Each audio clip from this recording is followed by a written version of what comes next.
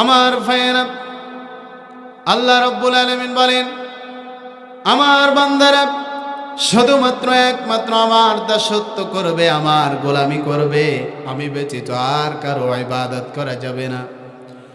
আমার ভাইয়েরা, আল্লাহ রাব্বুল আলামিন অন্য আয়াতে কারিমা আরো সুন্দর করে জানিয়ে দেন, ওমা খালাকতুল জিন্না ওয়াল ইনসা ইল্লা লিয়াবুদুন।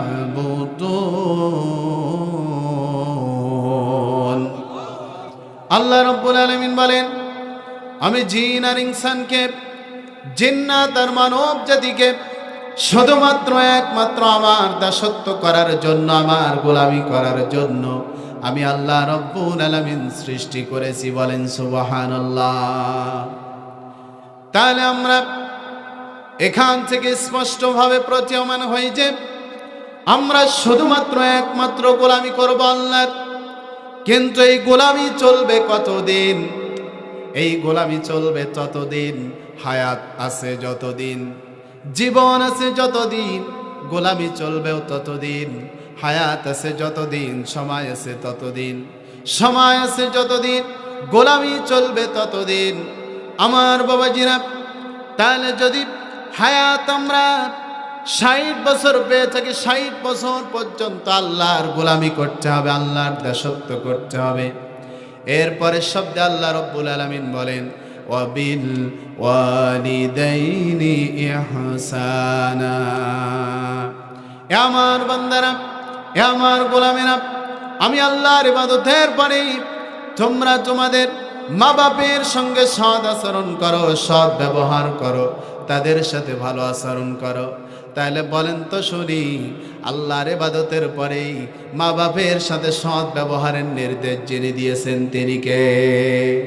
চিল্লায় বলেন তিনি কে? আমার ভাইয়েরা, আল্লাহ রাব্বুল আলামিনের ইবাদত যতদিন আপনি করবেন, আল্লাহ নিজেই বলছেন আমার বান্দারে আমার গোলামি করবে যতদিন, ওয়াবিল ওয়ালিদাইনি ইহসানা, মা বাবার সঙ্গে সৎ ব্যবহার সৎ আচরণ করবে ততদিন। সুবহানাল্লাহ বলবেন না? এখন প্রশ্ন করতে পারেন, হুজুর আল্লাহর ইবাদত তো হায়াত যতদিন আছে ততদিন করব, কিন্তু আমাদের মা বাপ তো, আমাদের হায়াত যতদিন থাকে ততদিন পর্যন্ত অনেকের মা বাপ থাকে না, তাহলে তাদের সাথে সৎ ব্যবহার করব কেমনে? প্রশ্ন আসে কি আসে না? আমার ভাইয়েরা, মনোযোগ কামনা করছি, দিলের কান দিয়ে কথাগুলো শুনতে হবে। হায়াত যতদিন আপনার আছে আমার আছে ততদিন আল্লাহর গোলামি আপনাকে আমাকে করতে হবে। আবার হায়াত যতদিন আছে মা বাপের সঙ্গে সৎ ব্যবহার ততদিন করতে হবে। আমার বাবাজিরা, ততদিন পর্যন্ত মা বাপের সঙ্গে সৎ ব্যবহার করতে হবে যতদিন হায়াত আছে। বারবার কথাগুলো বলছি বোঝার জন্য, মনোযোগ কামনা করছি। আমার বাবাজিরা, একটা সন্তান যদি দুনিয়ার জিন্দগিতে যদি গুনার কাজ করে, এই সন্তানের গুনার ধাক্কা মৃত মা বাপের কবরের মধ্যে যেও লাগে। আমার বাবাজিরা, এই জন্য রাসূলুল্লাহ সাল্লাল্লাহু আলাইহি ওয়াসাল্লাম বলেন, একটা মানুষ যখন দুনিয়ার জিন্দগি থেকে চিরতরে বিদায় নিয়ে চলে যায়, ওই মানুষটার সমস্ত আমলের রাস্তা বন্ধ হয়ে যায়, 3টা কাজ ব্যতীত, 3টা আমল ব্যতীত।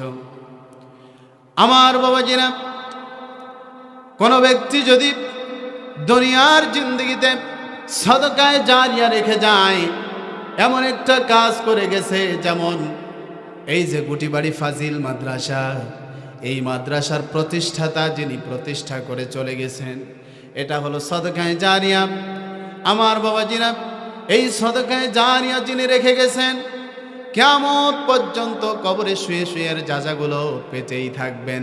বলেন সুবহানাল্লাহ। এরপরে উপকারী আলেম, এই যে স্যাররা এখানে বসে আছেন, ওস্তাদরা বসে আছেন, হাজার হাজার ছাত্র তারা গড়াইছেন। আমার বাবাজিরা, এই যে উপকারী আলেম তারা রেখে যাচ্ছেন, কবরে শুয়ে শুয়ে এই উপকারী আলেমের সবগুলো তারা পেতেই থাকবে। শেষ নাম্বার হলো, কেউ যদি নেককার সন্তান দুনিয়ার জিন্দেগিতে রেখে যায়, এই নেককার সন্তান দুনিয়ার জিন্দেগিতে যতদিন থাকবে, যতদিন আমল করবে, এই সন্তানের নেকগুলো আরশের মালিক আল্লাহ জনম দুঃখিনী মা বাবার কবরের মধ্যে পৌঁছায় দিবে।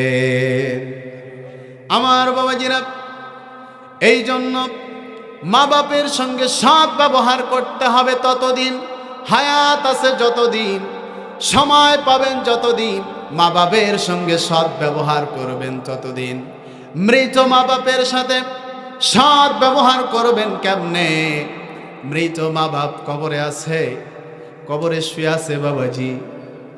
জনম দুঃখিনী মা, যখন আপনি অসুস্থ হয়ে যেতেন, আমি অসুস্থ হয়ে যেতাম, মার কান্না থামানো যেত না, বাবার কান্না থামানো যেত না। আমার বাবাজিরা, এই সন্তানগুলো যখন কোনো গুনার কাজ করে, সন্তানের গুনার ধাক্কাটা মা বাপের কবরের মধ্যে যে আঘাত করে, আমার বাবাজিরা, সেম ওই সন্তান যখন নেকির কাজ করে, আমার বাবাজিরা, এই নেকিগুলো আরশের মালিক আল্লাহ মা বাপের কবরের মধ্যে পৌঁছায় দেয়। আমার বাবাজিরা, শায়েখ জাকারিয়া রহমাতুল্লাহি আলাইহি, যিনি মসজিদে নববীর পাশে বসে বছরের পর বছর বুখারী শরীফের দার্স দিয়েছেন, বুখারী শরীফের সবক পড়াইছেন, আমার বাবাজিরা, এই শায়েখ জাকারিয়া রহমাতুল্লাহি আলাইহি কিতাবের ভিতরে লিখেছেন, এ সন্তানেরা, গোনা করে মা বাবাকে কষ্ট দিবা না, গোনা করে মৃত মা বাবাকে কষ্ট দিবা না। নেকি করো, আমল করো, নেক আমল করো, আর কবরে মৃত মা বাবার কবরের মধ্যে হিস্সা পাঠাও, আমলের সবগুলো পাঠাইতে থাকো।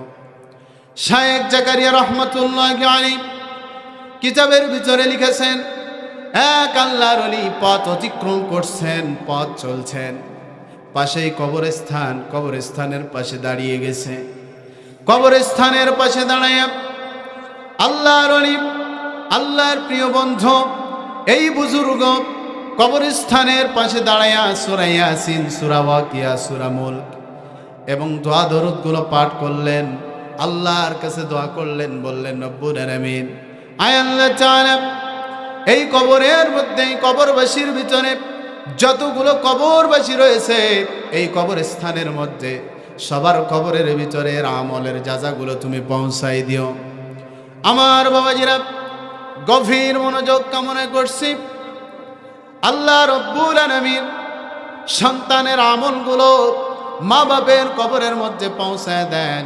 একটুখানি লক্ষ্য করেন আমার বাবাজিরা, শায়েখ জাকারিয়া রহমাতুল্লাহি আলাইহি কিতাবের ভিতরে লিখেছেন, এই আল্লাহর ওলি দিনের বেলা যে আমলগুলো করেছেন, আল্লাহ রব্বুল আলামিন রাত্রেবেলা স্বপ্নের মধ্যে তাকে দেখাচ্ছেন। আমরা অনেক গোপন কথা নিজের মাকে বলি না, বাবাকে বলি না, ভাইকে বলি না, বোনকে বলি না, নিজের প্রিয়তমা স্ত্রীকে বলি না, কিন্তু অনেক সময় বন্ধুদেরকে বলে থাকি। আল্লাহ রব্বুল আলামিন তার প্রিয় বন্ধুকে দিনের বেলা কি আমল করেছেন সেগুলো রাত্রেবেলা স্বপ্নে দেখাচ্ছেন। আল্লাহর ওলি স্বপ্নের মধ্যে দেখছেন, দিনের বেলা কবরস্থানের পাশে দাঁড়ায় যে আমলগুলো করেছে, যে নেকগুলো করেছে, আমার বাবাজিরা কবরবাসীদের জন্য বিলিবন্টন করে দিয়েছেন। আল্লাহর ওলি স্বপ্নের মধ্যে দেখছেন, এই আমলের সবগুলো নেকিগুলো ফেরেশতারা প্যাকেটিং আকারে নিয়ে এসেছেন, আর কবরবাসীরা সারিবদ্ধ হয়ে তাড়াহুড়া করে নেকগুলো নেওয়া শুরু করে দিয়েছে। আল্লাহর ওলি স্বপ্নের মধ্যে দেখেন, একজন মহিলা, একজন মা কবরের মধ্যে বসে আছে, শান্তিতে আরামায়েশে আছে। আল্লাহর ওলি স্বপ্নের মধ্যে প্রশ্ন করলেন, ও মা, সবাই দেখি নেকগুলো নেওয়ার জন্য তাড়াহুড়া শুরু করে দিছে, ব্যস্ততা ফেলে দিছে, ও মা, তোমার কি নেকির দরকার নাই? তোমার কি সবের দরকার নাই? ও মা, তুমি কেন সব নিতে আসো না? কবরের ওই মা আল্লাহর ওলিকে, বুজুর্গকে ডাক দিয়ে বলেন, ও বুজুর্গ, দুনিয়ার জিন্দেগিতে আমার একটা নেককার সন্তান আমি রেখে এসেছি। আমার ওই নেককার সন্তান, কলিজার টুকরা সন্তান, আমার বাবাজিরা ওই মহিলা তাকে বলছেন, আমার সন্তান ব্যবসা করে, বাজারে দোকান আছে, আমার এই কলিজার টুকরা সন্তান যখন কাস্টমার আসলে বেচা বিক্রি করে, বেচা কেনা করে, কাস্টমার যখন থাকে না, আমার সন্তান আল্লাহর কোরআন খুলে তেলাওয়াত করে, জিকির আজকার করে, আর আমি মার জন্য হাত তুলে দোয়া করে। জোরে বলবেন না সুবহানাল্লাহ। আমার বাবাজিরা, এই মার এই কথা শোনার পরে আল্লাহর ওলি স্বপ্নের মধ্যে মাকে প্রশ্ন করলেন, মা কোন এলাকায় তোমার বাসা, তোমার স্বামীর নাম কি, কোন বাজারে তোমার সন্তানের দোকান, তোমার সন্তানের নাম কি? আল্লাহর ওলিকে স্বপ্নের মধ্যে বললেন, ঠিকানা দিয়ে দিলেন, অ্যাড্রেস দিয়ে দিলেন। আল্লাহর ওলির ঘুম ভেঙে গেছে। পরের দিন সকালবেলা স্বপ্নের মধ্যে যে অ্যাড্রেস পেল, ঠিকানা পেল, আল্লাহর ওলি ঠিকানা অনুযায়ী পদযাত্রা শুরু করে দিয়েছেন, চলতে শুরু করে দিয়েছেন। এক পর্যায়ে ওই এলাকার ওই বাজারে চলে গেছে। যাওয়ার পরে এক কর্নারে দাঁড়ায়া ওই দোকানের দিকে তাকায়া আছেন। স্বপ্নের মধ্যে যে দোকানের ঠিকানা পেয়েছেন, ওই দোকানের দিকে তাকায়া দেখে ওই দোকানের মধ্যে যে যুবকটা বসা, ওই যুবকের পরিধানে সুন্নতি লেবাস, ওই যুবকের মাথায় পাগড়ি টুপি, ওই যুবক বড় আল্লাহওয়ালা। যখন দোকানের মধ্যে কাস্টমার আসে, যুবক কাস্টমারের সাথে বেচা বিক্রি করে, বেচা কেনা করে। আবার যখন কাস্টমার চলে যায়, আল্লাহর ওলি দূর থেকে দাঁড়ায় দাঁড়ায় এগুলো দেখছেন। কাস্টমার যখন চলে যায়, যুবক আল্লাহর কোরআন খুলে তেলাওয়াত করতে শুরু করে দেয়, জিকির আজকার করে, তাসবিহ তাহলিল পাঠ করে। আমার বাবাজিরা, আল্লাহর ওলি এই দৃশ্য দেখলেন। দেখার পরে আল্লাহর ওলি কাছে চলে গেলে, যাওয়ার পরে বলছেন, যুবক তোমার নাম কি? অমুক। যুবক বলে জি। যুবক তোমার বাবার নাম কি? অমুক। যুবক বলে জি। যুবক অমুক গ্রামে কি তোমার বাসা? যুবক বলে জি। এই কথা বলার পরে যুবককে ডাক দিয়ে বলেন, আল্লাহর ওলি, যুবক অমুক কবরস্থানে কি তোমার মাকে দাফন করা হয়েছে নাকি? যুবক বলে জি। এই কথা বলার পরে আল্লাহর ওলি দুটো হাত বাড়িয়ে দেন আর বলে, যুবক আয় আয় আমার বুকে চলে আয়, এ সন্তান আয় আয় আমার বুকে চলে আয়। বেশি বেশি আমল করবি, বেশি বেশি জিকির আজকার করবি, বেশি বেশি কোরআনের তেলাওয়াত করবি। আরশের মালিক আল্লাহ তোর এই আমলগুলো তার দরবারে কবুল করে তোর মার কবরের মধ্যে সবগুলো পৌঁছায়া দেন। আমার বাবাজিরা এই কথা বললেন আর বললেন, যুবক তোর মা বড় ভালো আছে কবরের মধ্যে, বেশি বেশি আমল করবি, বেশি বেশি ইবাদত করবি, মার জন্য দোয়া করবি। আমার যুবক ভাইয়েরা বলেন তো শুনি, আমাদের মার জন্য বাবার জন্য দোয়া করার দরকার আছে না নাই? সবাই বলেন আছে না নাই? আমার বাবাজিরা, আমি জানি অনেক মা হারা বাবা হারা সন্তান এখানে বসে আছে। আরশের মালিক আল্লাহ বলছেন, ওয়াকাদা রাব্বুকা আল্লা তা'বুদু ইল্লা ইয়াহু ওয়া বিল ওয়ালিদাইনি ইহসানা। আল্লাহ রাব্বুল আলামিন বলেন, বান্দারে আমার নির্দেশ, আমার হুকুম, আমার ফয়সালা, আমি ব্যতীত আর কারো গোলামি করতে পারবে না, আমি ব্যতীত আর কারো দাসত্ব পালন করতে পারবে না। আল্লাহ তা'বুদু ইল্লা ইয়াহু, আমার গোলামি ব্যতীত আর কারো গোলামি করতে পারবে না। ওয়া বিল ওয়ালিদাইনি ইহসানা, আর মা বাপের সঙ্গে সৎ ব্যবহার করবে, সৎ আচরণ করবে। তাহলে বলেন তো, আমাদের মা বাপ যাদের জীবিত আছে, সন্তান হিসাবে মা বাপের সাথে সৎ আচরণ করার দরকার আছে না নেই? সবাই বলেন আছে না নেই? মা বাপের সঙ্গে সৎ আচরণ করতে হবে, সৎ ব্যবহার করতে হবে। আমরা অনেকেই আছি মাকে দেখতে পারি না, মার সঙ্গে অসদাচরণ করি, খারাপ ব্যবহার করি। আল্লাহ রাব্বুল আলামিন বলেন, ইম্মা ইয়াবলুগান্না ইনদাকাল কিবারা আহাদুহুমা আও কিলাহুমা فلا تقل لهما أف ولا تنهرهما وقل لهما قولا كريما আল্লাহ রাব্বুল আলামিন বলেন, এ আমার বান্দারা, এ আমার গোলামেরা, তোমাদের মা বাবা দুজন অথবা একজন যখন বয়সের ভার হয়ে যাবে, বার্ধক্যে উপনীত হবে, তখন তোমরা তাদের সামনে উফ শব্দটাও পর্যন্ত বলো না, তাদেরকে তোমরা ধমক দিয়ে কথা বলো না। তাহলে বলেন তো শুনি, মা বাবাকে ধমক দিয়ে কথা বলা যাবে নাকি? মা বাবাকে ধমক দিয়ে কথা বলে? আমাদের ভিতরে এমনও সন্তান আছে না নাই? সবাই বলেন আছে না নাই? আমার বাবাজিরা, পৃথিবীতে শ্রেষ্ঠ রহমত হলো তিনটা। শ্রেষ্ঠ রহমত হলো তিনটা, আল্লাহর পক্ষ থেকে পাঠানো শ্রেষ্ঠ রহমত হলো তিনটা। এক নাম্বার আল্লাহর কিতাব কোরআনুল কারীম। আল্লাহর কিতাব কোরআনুল কারীম। আল্লাহ রাব্বুল আলামিন বলেন, কুল বিফাদলিল্লাহি ওয়া বিরহমাতিহি ফাবিযালিকা ফালিয়াফরাহু হুয়া খায়রুম মিম্মা ইয়াজমাউন। আল্লাহ রাব্বুল আলামিন বলেন, হে রাসূল, মানুষ আজকে দুনিয়াতে যা কিছু নিয়ে আনন্দে আছে, অর্থ কড়ি, টাকা পয়সা, ব্যাংক ব্যালেন্স, জায়গা জমি, স্ত্রী পুত্র সন্তান, নারী, গাড়ি বাড়ি, সোনা দানা মণিমুক্তা, মানুষ আজকে যা কিছু নিয়ে আনন্দে আছে, এগুলো একটাও আনন্দের বিষয় নয়। সবচেয়ে বড় আনন্দের বিষয় আমার নাজিল করা কোরআন। জোরে বলবেন না সুবহানাল্লাহ? আমার বাবাজিরা, দুই নম্বরে শ্রেষ্ঠ রহমত হল আপনার আমার প্রিয় নবী বিশ্ব নবী মুহাম্মদুর রাসূলুল্লাহ সাল্লাল্লাহু আলাইহি ওয়াসাল্লাম। আল্লাহ রাব্বুল আলামিন বলেন, ওয়ামা আরসালনাকা ইল্লা রাহমাতাল লিল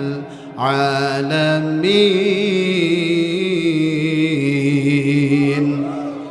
আল্লাহ রাব্বুল আলামিন বলেন, আমি আমার রাসূলকে বিশ্ববাসীর জন্য, বিশ্ববাসী বলতে আল্লাহ রাব্বুল আলামিনের যত সৃষ্টি আছে, আমার বাবাজিরা, সমস্ত সৃষ্টির জন্য আরশের মালিক আল্লাহর পক্ষ থেকে পাঠানো রহমত হলো আল্লাহর নবী বিশ্ব নবী মুহাম্মদুর রাসূলুল্লাহ সাল্লাল্লাহু আলাইহি ওয়াসাল্লাম। আমার বাবাজিরা, তাহলে এক নম্বর শ্রেষ্ঠ রহমত হলো আল্লাহর কোরআন, দুই নম্বর শ্রেষ্ঠ রহমত হলো রাসূলুল্লাহ সাল্লাল্লাহু আলাইহি ওয়াসাল্লাম। তাহলে বলেন, নাস্তিক্যবাদ, ইহুদি খ্রিস্টান যারা, এই দুইটাকে নিয়ে তাদের ষড়যন্ত্র আছে না নাই? আরো জোরে বলতে হবে, আছে না নাই? তাদের ষড়যন্ত্র যে রসুলকে কিভাবে কলঙ্ক লাগানো যায়, কিভাবে তার চরিত্রে দাগ লাগানো যায়, অথচ আল্লাহ রাব্বুল আলামিন তার চরিত্রের ব্যাপারে কোরআনুল কারীমের ভিতরে কথা বলেছেন। সুবহানাল্লাহ। হযরতে আয়েশা সিদ্দিকা রাদিয়াল্লাহু আনহা, তাকে জিজ্ঞাসা করা হয়েছিল, সাহাবায়ে কেরাম রাদিয়াল্লাহু আনহুম তারা প্রশ্ন করেছিলেন, ও আয়েশা, রাসূলের চরিত্র কেমন ছিল? হযরতে আয়েশা সিদ্দিকা রাদিয়াল্লাহু আনহা তিনি বলেছেন, কানা খুলুকুহু আল কুরআন। সুবহানাল্লাহ। তার চরিত্রই হলো কোরআন। এই জন্য আল্লাহর কোরআনকে ষড়যন্ত্র করে কাফের মুশরিকরা ব্যান করতে চায়, তাহলে যারা কোরআনকে ব্যান করতে চায় তারাই উধাও হয়ে যায়, আল্লাহর কোরআন ঠিকই সমাজে থেকে যায়। আমার বাবাজিরা, আমরা বলতে চাই, দীর্ঘ 16টা বছর যারা কোরআনের উপর, কোরআনওয়ালাদের উপর নির্যাতন করেছে, জুলুম করেছে, অন্যায় অত্যাচার করেছে, নিরপরাধ কোরআনের পাখিগুলোরে জেলখানায় বন্দি করে বছরের পর বছর রেখেছে, ওই সমস্ত নাস্তিক্যবাদ ভারতের 5টা গোলামরা ভারতে পালিয়ে যেতে বাধ্য হয়েছে, আর সোনার বাংলাদেশে কোরআনওয়ালারা ঠিকই আছে। কথা বলেন ঠিক কিনা?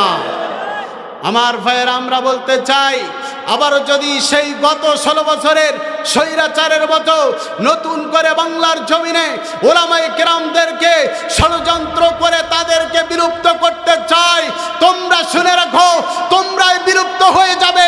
কোরআনওয়ালার এই জমিনে ঠিকই থাকবে। আর যারা কোরআনওয়ালাদেরকে বিলুপ্ত করতে চায় তাদের সাথে ময়দানে নেমে তাদের সাথে লড়াই করতে কারা কারা রাজি আছে? দুহাত তুলে আমার আল্লাহকে দেখায় দে।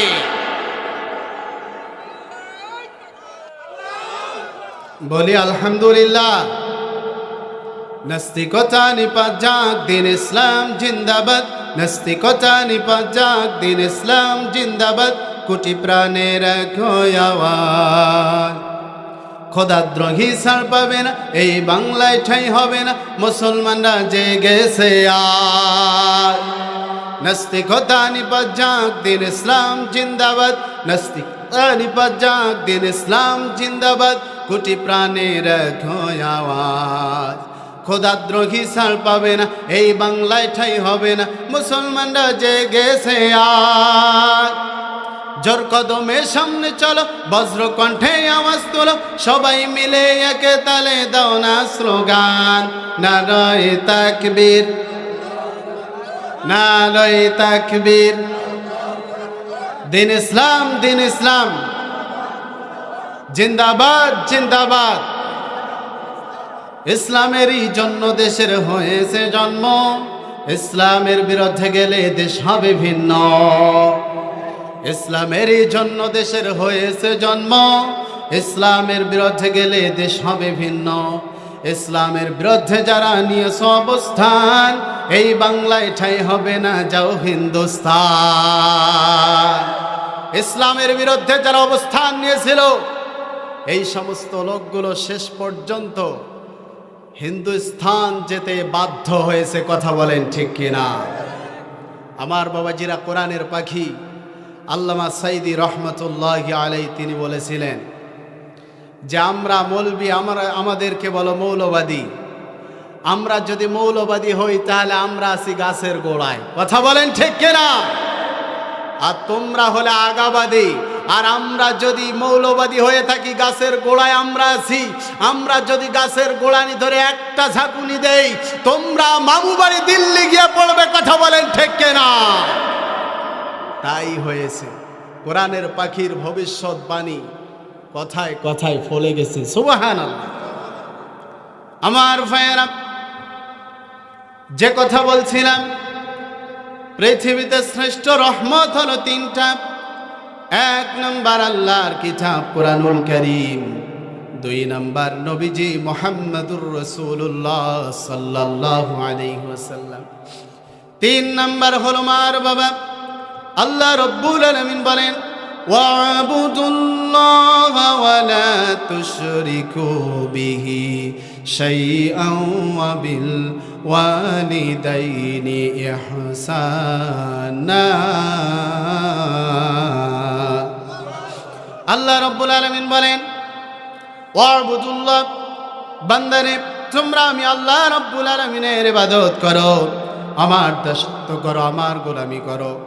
ওয়ালা তুশরিকু বিহি শাইআ, আর তোমরা আমার সাথে শিরিক করো না। তাহলে বলেন তো শুনি, আল্লাহর সাথে শরীক স্থাপন করা যাবে নাকি? আল্লাহর সাথে শরীক স্থাপন করা যাবে না। শিরিক করবে যারা, যতক্ষণ পর্যন্ত আল্লাহর কাছে তাওবা করে নাই, আল্লাহ রাব্বুল আলামিন তাদেরকে মাফ করবেন না। আর শিরিক করার পরে যদি আল্লাহর কাছে তাওবা না করে মারা যায়, আল্লাহর জাহান্নাম ছাড়া কোনো উপায় নাই। আল্লাহ রাব্বুল আলামিন বলেন, ইন্নাহু মান ইউশরিক বিল্লাহি ফাকাদ হারামাল্লাহু আলাইহিল জান্নাতা ওয়া মাওয়াহুন নার। আল্লাহ রাব্বুল আলামিন বলেন, ইন্নাহু মান ইউশরিক বিল্লাহ, নিশ্চয় যে আমি আল্লাহর সাথে শরীক স্থাপন করবে, নিশ্চয় যে আমি আল্লাহর সাথে শিরিক করবে ফাকাদ হারামাল্লাহ, অথবা আমি আল্লাহ তার জন্য হারাম করে দিব আলাইহিল জান্নাহ, আমার জান্নাত, ওয়া মাওয়াহুন নার, এবং তাদের জন্য রয়েছে জাহান্নাম, তাদের জন্য রয়েছে জাহান্নামের আগুন। তাহলে বলেন তো শুনি, আল্লাহর সাথে শিরিক করা যাবে নাকি? আমার বাবাজিরা, দিলের কান দিয়ে কথাগুলো শুনতে হবে। এরপরে আল্লাহ রাব্বুল আলামিন বলছেন ওয়া বিল ওয়ালিদাইনি ইহসানা। এ দুনিয়ার সন্তানরা, তোমরা তোমাদের মা বাপের সাথে সৎ ব্যবহার করো, সৎ আচরণ করো। তাহলে বলেন তো শুনি, মা বাপের সাথে সৎ ব্যবহার করার দরকার আছে না নেই? একজন মা সন্তানকে দুনিয়ার মুখ দেখাইতে যে কতটা কষ্ট করতে হয়, আপনি আমি যখন মার রেহেমের ভিতরে এসেছি, মার পেটের ভিতরে এসেছি, আমার বাবাজিরা, আল্লাহ রাব্বুল আলামিন বলেন কাইফা তাকফুরুনা বিল্লাহি ওয়া কুনতুম আমওয়াতান ফাআহইয়াকুম সুম্মা ইউমীতুকুম সুম্মা ইউহয়ীকুম সুম্মা ইলাইহি তুরজাউন। আল্লাহ রাব্বুল আলামিন বলেন কাইফা, কিভাবে, তাকফুরুনা বিল্লাহ, আমি আল্লাহকে অস্বীকার করো। কাইফা তাকফুরুনা বিল্লাহ, কেমনে, কিভাবে আমি আল্লাহকে অবিশ্বাস করো, কেমনে, কিভাবে আমি আল্লাহর সাথে কুফরি করো। ওয়া কুনতুম আমওয়াতা, তোমরা তো ছিলে মৃত, আমাদের কোনো জীবন ছিল না, আমাদের কোনো প্রাণ ছিল না, আমরা ছিলাম নিষ্প্রাণ, আমরা ছিলাম প্রাণহীন। আমাদেরকে জীবন্ত করেছেন যিনি, আসতে বলবেন না, গলার আওয়াজটা বড় করে বলেন তো তিনি কে? আল্লাহ রাব্বুল আলামিন আপনাকে আমাকে জীবন্ত করেছেন। আল্লাহ রাব্বুল আলামিন বলেন ফাআহইয়াকুম, অতঃপর আমি আল্লাহ রাব্বুল আলামিন আমার বান্দাদেরকে জীবন্ত করলাম। এই জীবন আপনি পেয়েছেন মার রেহেমের ভিতরে, মার পেটের ভিতরে আপনি জীবন পেয়েছেন, মার পেটের ভিতরে আমি জীবন পেয়েছি। আমার বাবাজিরা, একটা সন্তান যখন মার পেটের ভিতরে 4 মাস বয়স হয়ে যায়, 4 মাস বয়স যখন সন্তানের হয়, আরশের মালিক আল্লাহ মায়ের পেটের ভিতরে সন্তানরে জীবন্ত করে দেয়, বলি সুবহানাল্লাহ। এই সন্তান 4 মাস বয়সে মায়ের পেটের ভিতরে জীবন্ত হয়ে যায়। জীবন্ত হওয়ার পরে মা চলাফেরা করে, যতদিন যায় সন্তানও মায়ের পেটের ভিতরে তত বড় হয়। আমার বাবাজিরা, মায়ের পেটের নিচের দিকে সন্তানের মাথাটা থাকে, আর সন্তানের পা থাকে মায়ের কলিজা বরাবর। আমার বাবাজিরা, একটা সন্তান যখন মার পেটের ভিতরে চলে আসে, আরশের মালিক আল্লাহ বলেন وَوَصَّيْنَا الْإِنسَانَ بِوَالِدَيْهِ حَمَلَتْهُ أُمُّهُ وَهْنًا عَلَى وَهْنٍ وَفِصَالُهُ فِي عَامَيْنِ। রব্বে কারীম বলেন, আমি আল্লাহ রাব্বুল আলামিন মানুষকে, ইনসানকে, মানব জাতিদেরকে তার মা বাপের সঙ্গে সৎ ব্যবহার করার নির্দেশ দিয়েছি। হামালাতুহু উম্মুহু ওয়াহনান আলা ওয়াহনি ওয়া ফিসালুহু ফি আমাইন, কারণ তার মা কষ্টের পর কষ্ট সহ্য করে তাকে গর্ভে ধারণ করেছেন, পেটে ধারণ করেছেন। আমার বাবাজিরা বলছেন যিনি, চিল্লায় বলেন তো তিনি কে? আল্লাহ রাব্বুল আলামিন বলেন একটা মা যখন সন্তান পেটে ধারণ করে, একটা মার পেটে যখন সন্তান চলে আসে, দিন যত যায় সন্তান মায়ের পেটের ভিতরে তত বড় হয়ে যায়। আল্লাহ রাব্বুল আলামিন বলেন ফালাম্মা তাওয়াশশাহা হামালাত হামলান খাফীফান ফামাররাত বি ফালাম্মা أثقلت دعوى الله ربهما لئن آتيتنا صالحا لنكونن من الشاكرين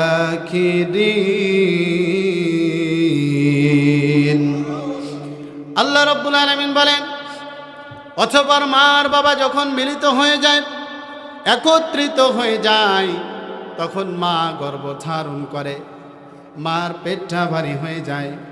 দিন যত যায় মা চলাফেরা করতে শুরু করে দেয়, মার পেটটা বড় হতে শুরু হয়ে যায়। আরশের মালিক আল্লাহ বলেন, অতঃপর উভয়ে যখন আমার কাছে দুটি হাত তুলে বলেন, রব্বাহুমা লা ইন আতাইতানা সালিহান লানাকুনান্না মিনাশ শাকিরিন।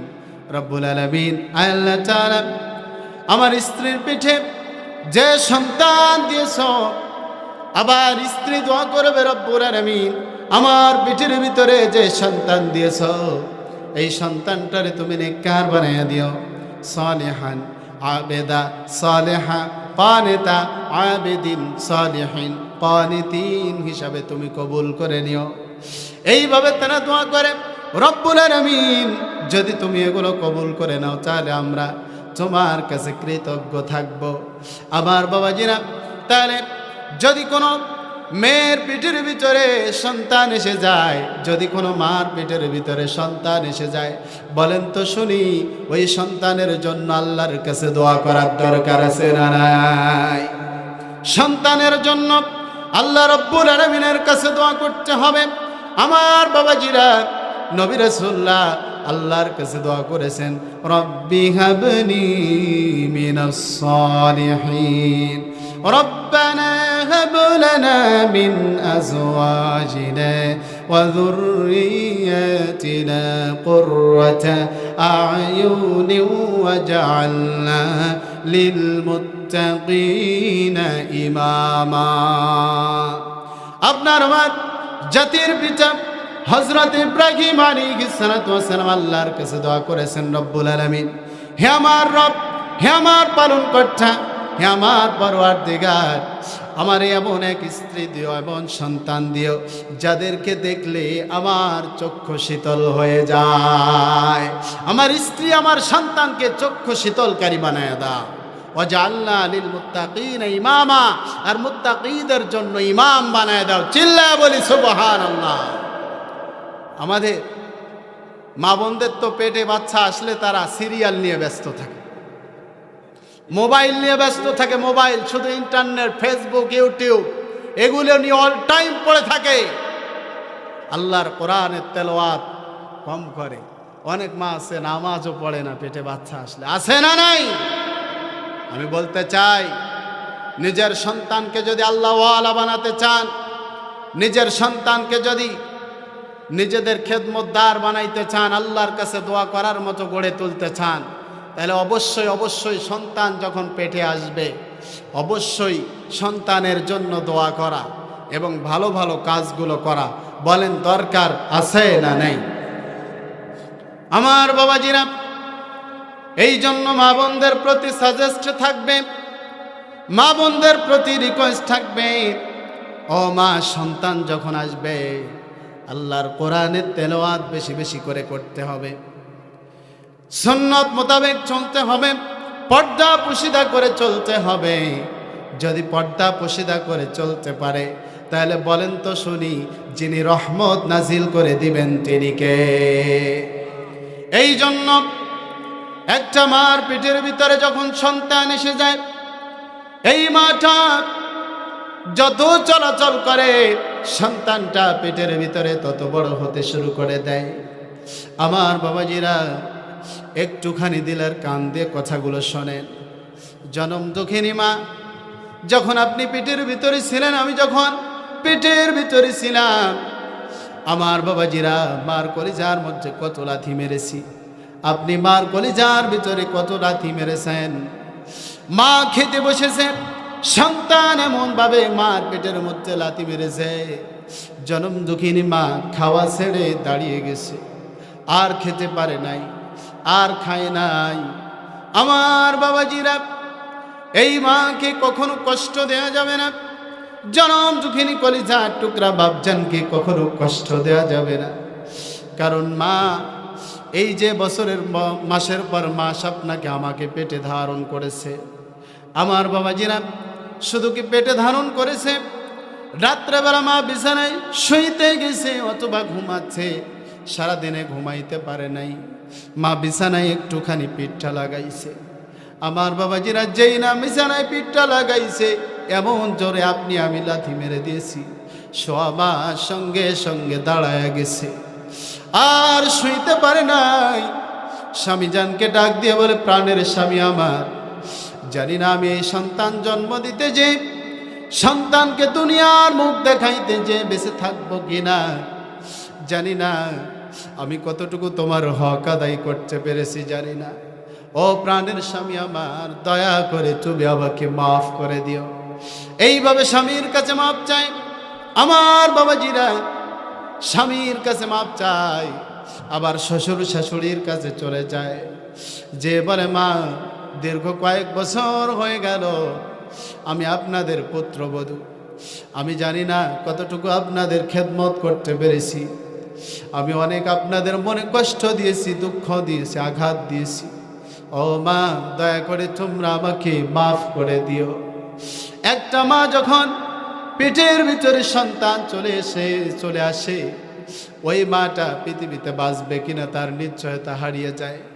কারণ চোখের সামনে দেখা যায় অনেক মা সন্তান জন্ম দিতে যে দুনিয়ার জিন্দেগি থেকে বিদায় নিয়ে চলে যায়। আমার বাবাজিরা, মা কত বড় নিয়ামত, মা নেই যাদের, একটুখানি দেখেন মার জন্য একটুখানি চোখের পানি আসে নাকি? মার জন্য যদি দোয়া করতে পারেন, নবীজি সাল্লাল্লাহু আলাইহি ওয়াসাল্লাম বলেন, কোন সন্তান যদি মা বাবার কবরের পাশে দাঁড়ায় আল্লাহর কাছে দোয়া করে, রাসূল বলেন ওই সন্তানের জীবনের যত সগীরা গুনাহ সব গুনাহগুলো আল্লাহ মাফ করে দেন। আমার বাবাজিরা, মা কত কষ্ট করেছে আপনার জন্য, আমার জন্য। জনম দুঃখিনী মা, জনম দুঃখিনী বাপজান। আমার বাবাজিরা যখন ডেলিভারির সময় হয়েছে, আজকের বিজ্ঞান প্রমাণ করেছেন একটা মানুষ অ্যাক্সিডেন্ট করে যদি 40টা হাড় যদি একসাথে ভেঙে যায়, একটা মানুষের 40টা হাড় যদি একসাথে ভেঙে যায়, ওই মানুষটা কত কষ্ট পাবে। একটা মা সন্তানকে দুনিয়ার মুখ দেখাইতে যে 40টা হাড় ভাঙলে যত কষ্ট হয়, তার থেকে বেশি কষ্ট পায়। শুধু কি তাই নাকি? সন্তানকে দুনিয়ার মুখ দেখাইতে যে জনম দুঃখিনী মাকে বালতির পর বালতি রক্ত ঝরাইতে হয়, কলস ভর কলস রক্ত ঝরাইতে হয়। এই জন্য নবীজি সাল্লাল্লাহু আলাইহি ওয়াসাল্লাম বলেন, হযরত ওয়াইস আল কারনী রহমতুল্লাহি আলাইহি নবীজির কাছে খবর পাঠাইলেন, ওগো আল্লাহর নবী, আপনার সাথে সাক্ষাৎ করতে মন চায় আমার, আপনার সাথে জিহাদের ময়দানে যেতে মন চায় আমার। নবীজি সাল্লাল্লাহু আলাইহি ওয়াসাল্লামকে আরো বললেন, ও নবী, আমার মা বড় অসুস্থ, আমার মার সেবা যত্ন করতে হয়, আমার মাকে ফেলে আমি আপনার কাছে যেতে পারি না, আপনার সাথে জিহাদের ময়দানে যেতে পারি না, আপনার সাথে মোলাকাত করতে পারি না, আপনার সাথে সাক্ষাৎ করতে পারি না গো নবী। হাবিবে কিবরিয়া সরকারে দো জাহান বিশ্ব নবী মুহাম্মদুর রাসূলুল্লাহ সাল্লাল্লাহু আলাইহি ওয়াসাল্লাম বলেন, ও আয়েস, আমার কাছে তোমাকে আসতে হবে না, আমার সাথে সাক্ষাৎ তোমাকে করতে হবে না, আমি রাসূলের সাথে তোমাকে জিহাদের ময়দানে যেতে হবে না। ওয়াইস রে, তুমি তোমার মার কাছে থাকো, তোমার মার সেবা যত্ন করো, মার খেদমত করো। আমার বাবাজিরা ওয়াইসকে এই আদেশ দিলেন, এই নির্দেশ দিলেন। তাহলে দেখেন, রসুলের সাথে জিহাদের ময়দানে যাওয়ার থেকেও বেশি গুরুত্ব রসুল দিয়েছেন মার খেদমত করার। বলি সুবহানাল্লাহ। আমার বাবাজিরা, বিশ্ব নবী মুহাম্মদুর রাসূলুল্লাহ সাল্লাল্লাহু আলাইহি ওয়াসাল্লাম ইন্তেকালের পূর্বে খলিফাতুল মুসলিমিন হযরত ওমর ইবনুল খাত্তাব রাদিয়াল্লাহু আনহুকে ডাক দিলেন আর বললেন, ওমর, তুমি দেখবা হযরত ওয়াইস আল কারনী মদিনায় আমি রাসূলের রওজা জিয়ারত করতে আসবে। ও ওমর, তুমি ওয়াইসাল কারনীকে যখন দেখবে, দেখার পরে তুমি তাকে আমি রসুলের সালাম বলবে। এরপরে আমি রসুল ওয়াইসাল কারনীর জন্য একটা জুব্বা রেখে গেলাম, এই জুব্বাটা তুমি তারে দিবা।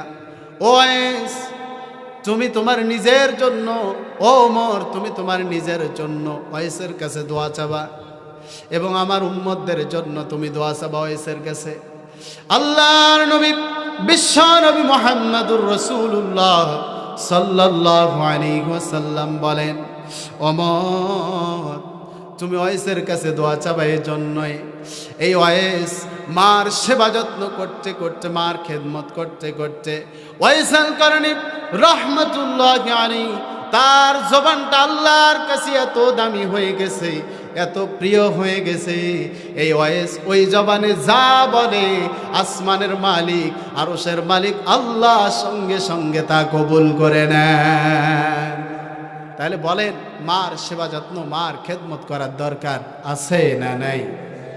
আমার বাবাজিরা মনোযোগ কামনা করছি, যে কথা বলছি না, মার পেটের ভিতরে যখন একটা সন্তান থাকে, এই সন্তানটা পেটের ভিতর থাকা অবস্থায় মাকে অনেক কষ্ট দেয়। আমরা মাকে অনেক কষ্ট দিয়েছি, অনেক দুঃখ দিয়েছি। আবার যখন ডেলিভারি করেছেন, এখানে আমরা থাকতে পারি, ডেলিভারির সময় আমাদের অনেকের মা হয়তো দুনিয়া থেকে বিদায় নিয়ে চলে গেছেন। আমার বাবাজিরা সেই মায়ের কথা মনে পড়ে যায়। মা আপনাকে দুনিয়ার মুখ দেখাইতে যে একটা নার কাটতে হয়েছে, মাকে একটা নার মাকে কাটতে হয়েছে, অনেক মার পেটটা কেটে আপনারে আমারে বের করতে হয়েছে। আমার বাবাজিরা এই যে জনম দুঃখিনী মা আপনার জন্য আমার জন্য এত কষ্ট করেছে, সেই মার কথা কি একটাবারও মনে পড়ে না রে ভাই? মার কথা ভেবে ভেবে যদি আল্লাহর কাছে ইবাদত করে মার জন্য দোয়া করতে পারি, আরশের মালিক আল্লাহ আপনার আমার মা বাবারে মাফ করে দিবে। মায়ের সেই সোনা মুখটার কথা মনে পড়ে যায়। আমার বাবাজিরা মাকে আদর করতে হবে, যত্ন করতে হবে। মা নাই যাদের, বাপ নাই যাদের, মার জন্য বাবার জন্য দোয়া করব বলি ইনশাআল্লাহ। আমার বাবাজিরা মার সেই সোনা মুখটার কথা মনে পড়ে যায়। মা গো তোমার ওই সোনা মুখ বলতে পারি না, মা গো তোমার ওই সোনা মুখ বলতে পারি না। মুস্কি হেসে খোকা ডাকটি, মুস্কি হেসে খোকা ডাকটি শুনতে যে আর পাই না মা, মা গো তোমার ওই সোনা মুখ বলতে পারি না, মা গো তোমার ওই সোনা মুখ বলতে পারি না। হাজার হাজার মানুষ যেদিন ভর্তি আমার বাড়ি, চোখের সামনে নিলে বিদায় পরে সাদা শাড়ি। হাজার হাজার মানুষ যেদিন ভর্তি আমার বাড়ি, চোখের সামনে নিলে বিদায় পরে সাদা শাড়ি। পালকি চড়ে ঘর ছেড়ে, পালকি চড়ে ঘর ছেড়ে দিলে যে রওয়ানা মা, মা গো তোমার ওই সোনা মুখ ভুলতে পারি না, মা গো তোমার ওই সোনা মুখ ভুলতে পারি না।